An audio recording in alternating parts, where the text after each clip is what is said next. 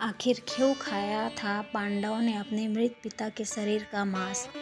आज हम आपको महाभारत से जुड़ी एक घटना बताते हैं जिससे पांचों पांडवों ने अपने मृत पिता पांडु का मांस खाया था। उन्होंने ऐसा क्यों किया, यह जानने के लिए पहले हमें पांडवों के जन्म के बारे में जानना पड़ेगा।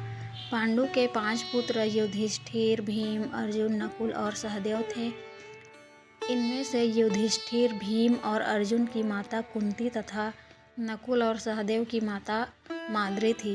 पांडु इन 5 पुत्रों के पिता तो थे, पर इनका जन्म पांडु के वीर्य तथा संभोग से नहीं हुआ था, क्योंकि पांडु को श्राप था कि जैसे ही वो संभोग करेगा उसकी पत्नी की उसकी मृत्यु हो जाएगी।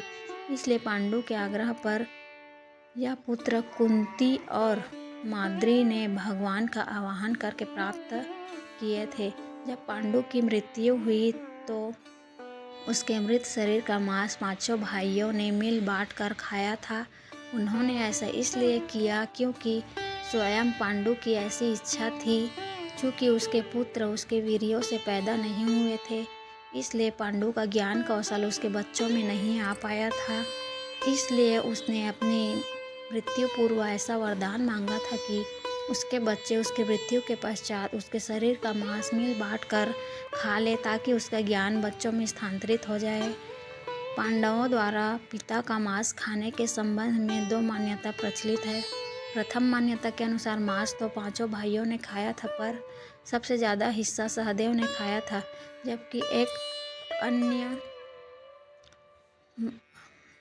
अन्य मान्यता के अनुसार सिर्फ सहदेव के पिता की इच्छा का पालन करते हुए उसके मस्तिष्क के 3 हिस्से खाए। पहले टुकड़े को खाते ही सहदेव को इतिहास का ज्ञान हुआ, दूसरा टुकड़े को खाने पे वर्तमान का और तीसरा टुकड़ा को खाते ही भविष्य का। यही कारण था कि सहदेव 5 भाइयों में सबसे अधिक ज्ञानी था और इससे उसे भविष्य में होने वाली घटनाओं को देखने की शक्ति मिल गई थी। शास्त्रों के अनुसार श्री कृष्ण के अलावा वो एकमात्र शख्स सहदेव ही था जिसे भविष्य में होने वाले महाभारत के युद्ध के बारे में संपूर्ण बातें पता थी।